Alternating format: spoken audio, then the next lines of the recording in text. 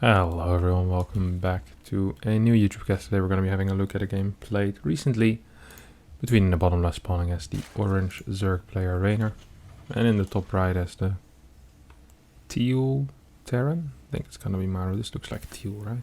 Maybe cyan. It doesn't really matter exactly what color it is. As we have Reynor here starting with a drone scout.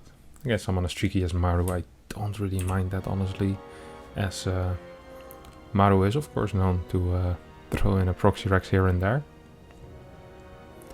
And the best way to find that usually is to do the drone scout. Reynor is very diligent with this drone. Look at that.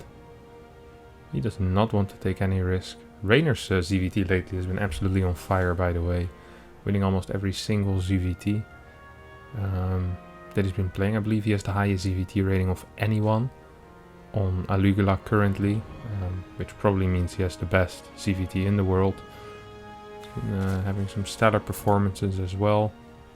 I think recently he won the Doyu Cup, beating Cyril in the finals of course, but also making a pretty decent run in the lower bracket. Like he's absolutely insane at the moment. I think Reynor is better than he's ever been, and he's a true rival to Cyril's dominance. So here we have an SCV scout coming out of Maru, which is opening up with a standard Reaper expand, right? So nothing too weird. Reynor with that early drone scout.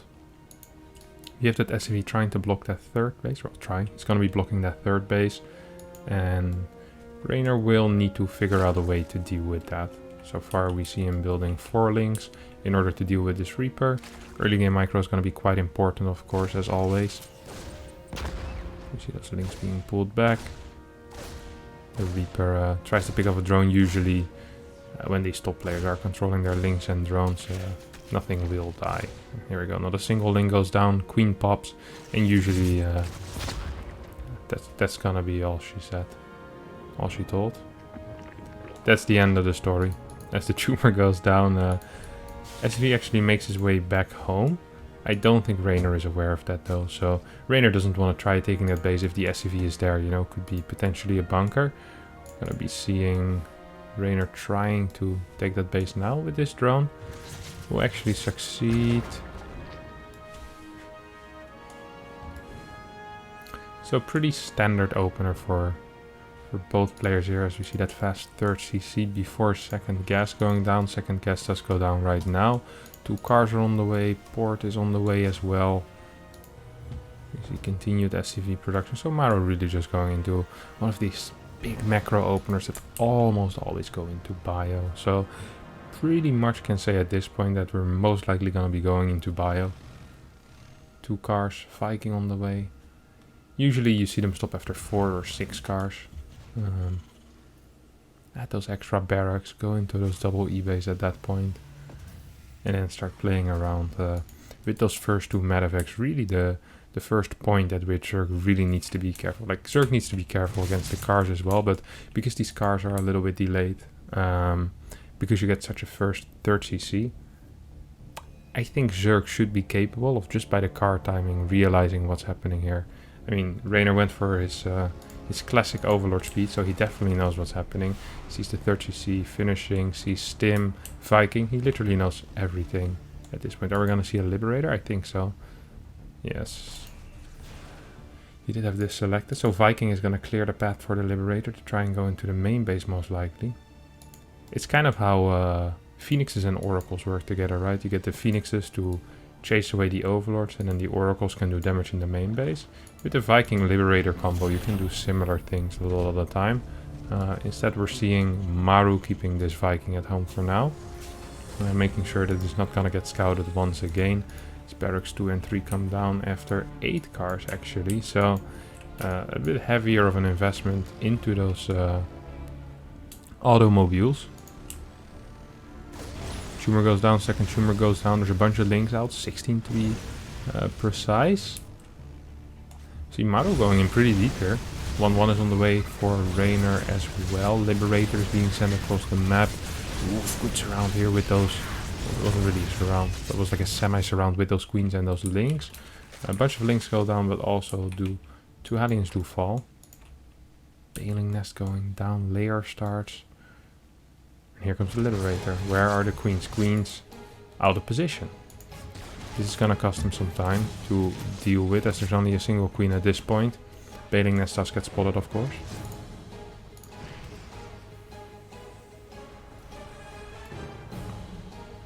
One on the way here for Maru, who is gonna be behind a little bit in upgrades. Usually Zergs absolutely love when they're ahead in upgrades. At least in that mid game they want to be ahead in upgrades. A lot of the time when they do go into Muralist, their Hive is gonna be delayed, so they'll have slower 3-3, their Adrenal is gonna be late, but at least in that mid game you have these fights where 2-2 really seems to matter, where the Bane count isn't that high yet, where the Mura count isn't that high yet. And having these extra upgrades is a very big deal. Of course, especially the Carapace is a massive deal for Zerg. His Marines fire extremely fast, and having that one extra armor can make a big difference in whether a Baneling will connect or not. Now here comes what I was talking about before. We have this Viking going in, trying to take out an Overlord. Is this a new Liberator? No, it's the same Liberator, probably just got repaired. Wow, that's really cool. It's rare to see that. Very, very conservative with his unit use. Oh, this is such a beautiful move. Look at this. He's just walking it. He didn't want to set it up once. It's like, you know what? I'm just gonna walk it around. Will spore well. In the end, Maru's like, it's cool that you have a walking spore on the main, but I'm just gonna siege up in your natural. As this Liberator just gonna go down without really doing anything. 0 kills, perfect defense here by Reynor, who's at 69 drones. Nice. Start his 2-2 immediately, as well as Baneling speed. We have the first Medevacs here for Maru. Medevac 3 is on the way with the 2 tanks. That means he's gonna leave his third base undefended. Usually you either have the cars or the Hellions at home, but Maru decides to do neither. It does mean that this push is going to be extremely powerful and quite potent as well. These are going to turn into Hellbats now that the armory has finished. 2-2 should start ASAP as well.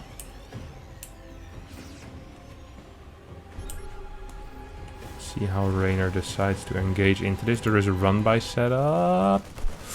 Does get into the natural. Meanwhile, we have a big fight coming in here. Decent pre. This is a dead fourth base, isn't it? This is a dead fourth base, but at the same time a bunch of workers are gonna go down on the other side of the map. 3, 4, 5, 6, 10 workers so far falling already. Oh, this is painful for Maru. Oh, and he's gonna get caught on siege as well. Tries to siege up, but I don't think it's gonna be in time. Banelings are rolling in, of course, and even though this is off creep, there's just a little too many Banelings. A lot of Marines are falling. Looking very, very bad now for Maru. Down solid 15 workers. They're actually equal in worker count for a bit there. Fourth base is up on the bottom side already, so that top really was a bait, right? Like, we saw Maru with a big investment into trying to get that base. Lost a big portion of his army, lost a bunch of SCVs, and Reynor already had that bottom base taken as well. And it makes sense, because a lot of the time as a Zerg player you want to get a macro hatch. So Reynor's like, hey, I could get that macro hatch in the main base, or just get it on the bottom side, and then in case I lose my fort I still have a mining base. So technically all Maru really did is invest an entire army and 15 SCVs in killing a macro hatch, which that's not usually what you want. We do see a bunch of money being floated by Reynor as a result of not having those extra larvae. Usually the case if you play Ling Bane anyway, you're going to be floating some money, but the moment you lose a hatchery it's going to be way more apparent. It's going to be way more often as well that you see these Zerg players float a lot of money. They can't get more larvae off of four hatcheries. You know, no matter how well you inject, you're still just going to be floating money if you have 80 drones. That is just how the game works. So you really do need these extra hatcheries. We see a 6th hatchery going down as well. We see a Baning drop actually coming out of Reynor as well. We see Hive on the way, Hydra Den, Infestation Pit, and a Lurker Den. Good old Reynor here with the Lurker Den. Drilling Claws starting. Now against Lurkers usually you want as many tanks as possible. Mines are not the answer there. Now of course Maru isn't aware that it's going to be Lurker, as Maru also isn't aware there's going to be a Baning drop in his natural. 1, 2, and 3, 4. 16 workers go down, 95 workers against 55, a 40 worker lead here for Reynor, who must be feeling pretty good at this point. right? He has good upgrades. There's no 3-3 on the way yet from Maru. Maru can't even afford 3-3 at this point, honestly. Guess his +3 attack. Continues building more SCVs. Try to deny creep on opposite ends of the map as well.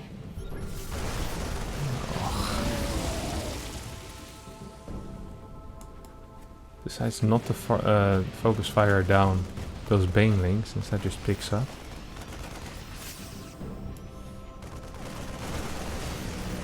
Right clicks the Hydra is down here, will get it, picks up. So good little drop here, of course. If there's no real flying anti-air, these drops can usually do whatever the hell they want. They can just get picked up.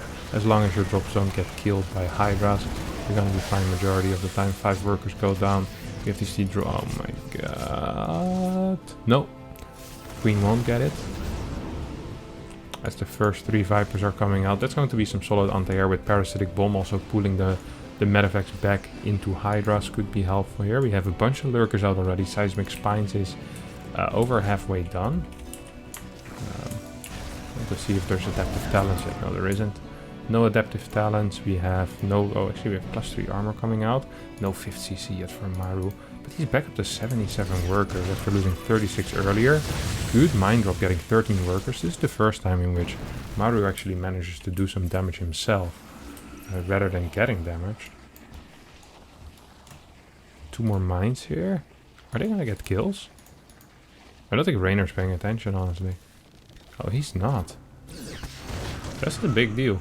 That's 10 more workers going down right there. I mean, it's not the biggest deal. It's like 500-600 minerals, perhaps, but Reynor has plenty of minerals, right? That's not gonna be the issue. But another bad engagement by Reynor here. Reynor is dropping the ball a little bit. A marine drop in the place that's formerly known as the 4th base, now known as the 5th, I think. Even though this 6th is more saturated. 29 workers going down in the past minute or so. That is no small deal. That's 1.5k minerals. Units lost slightly in favor of Maru now, and that wasn't the case before. Of course, his eco has still been worse, so he does not have a similar bank. Decent mine hits. Actually, literally only got a single kill. Why would I say decent mine hits to that? It felt like decent mine hits, but that was based on absolutely nothing. Single kill for split between 2 mines. A couple of Vipers are out, Lurkers are engaging into these mines right now, and this is why mines can feel a little bit useless at times against these Lurkers. Of course, they're still nice to have against run-bys. Here we see the Vipers moving forward and 2 tanks being pulled into Vipers. Banelings rolling in as well to finish the job. Meanwhile, we have another run-by here. This time a mine does do some damage. 2 tanks, 4 Marauders. 4 Marauders are being lifted, but I think Maru needs to bring a little more to the table here than just the units he has had on the left side. Looks like these SCVs are gonna fall. No, then actually decides to pull back with these links. SCVs do get a chance to escape, and they kind of do. 13 workers do end up falling. Another snipe going down, and this is just looking really, really bad for Maru right here. Lifts his 3rd command center, still only is on 4 bases, so... I mean, that's just a big deal at this point, right? Such a big deal. 5th base is done here for Maru, can take it in the front with a planetary. Still has 73 workers for him. Going for him as well, but it's just looking rough. 6th command center might fly to the left side, but I feel like at this point he can't really defend this many sides. You know, he just doesn't have the static defense. He doesn't have the non-static defense in tanks. He's gonna take the middle base, which I like. That kind of fortifies that position, but he needs to be able to get a planetary there. Without a planetary, that base is never gonna go down. A bunch of tanks are out right here. Ghost also gonna split up, trying to get a couple of snipes in. Good blinding clouds coming out of Reynor. We have another Baning run by into that base. That's beautiful. That's truly beautiful. Good cloak split there. 22 workers once again go down. We have 53 against 95 workers right here as 2 more Vipers get created. And So do 3 more lurkers. Bailing run by it. I feel like he just wants to kill the base at this point, you know, he's not even pretending. He's like, oh, dang it. Move back, guys. We'll come back in a couple of seconds. He's not even gonna come back, he's just standing around. He's like, I know you want the mine from here. Planetary is about to finish up though, so that's gonna give a bit of an anchor point here for Maru. There's like 57 workers against 103. Big move forward here coming out of Reynor. With that lurker count, should be able to just clear this army. He's going to be able to right click this base as well with the Bane and the lurker combination. It's very funny to see Reynor play this lurker style so often and honestly doing it so well against Bio. Terran really needs a good tank count. They need a good ghost count as well in order to be able to EMP fighters.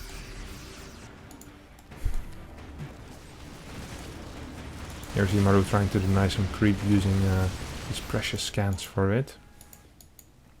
Still command center in the main base. Finally, I mean, his natural is gone. His main is actually gone. Here comes a Ling run by. Single mine will get a decent hit. 6 Lings go down. Reynor checks the middle. It's like, oh, nothing there. That's cool. What about your fort though? What about your fort as he moves forward, blinding cloud on the planetary? No. Actually abducts 3 ghosts. This is absolutely unbelievable. If this base doesn't fall, that might be a nice little win here for Maru though. And does look like he will get it. This was a nice fight. He's actually still trading well, which is weird because he's... Actually his army supply is pretty big, eh? He's fighting against 104 workers, I keep forgetting, which means that the moment that Maru actually ever maxes out, I'm not saying Reynor is gonna be in trouble, but Reynor potentially could be in trouble. I mean, Reynor is down in army supply. There is some vision issues, which is why we're seeing a sensor tower here. But if Maru actually gets to 140, 150 army supply, and he has a well-crafted army, 10 ghosts, 5 tanks. How good are the trades gonna be for Reynor? And I'm feeling a certain sense of urgency at this point for Reynor all of a sudden, which I hadn't really thought of before, where it's like, he does need to do something. Of course, he still has a lot of money in the bank, and perhaps Reynor doesn't need to be too afraid, as he just rolls in another 20 banelings, 16, well, it was more like 40 banelings actually. 16 workers go down, we have a bit of a baneling bomb. Just trying to add insult to injury as Nathanius leaves the game, giving up on Maru. We have 12 ghosts out, still 87 army supply. I mean, the thing is, as long as they're fighting on Maru's side of the map, Reynor can take really crappy trades. He's expanding like a madman. He's actually taking what should be Maru's 6th base or 7th base, I guess. That was a manor hatch. That was a manor hatch. This was a get out of my game, buddy. Another base gets right-clicked by a bunch of banelings. Maru fighting for his dear life. This is just disrespecting his opponent at this point. This is manor burrows, if anything. He's a cheeky little man, this Reynor. Sure, you might have won 4 GSLs, but it's time to get out of the game here, Maru, is what Reynor is saying to him.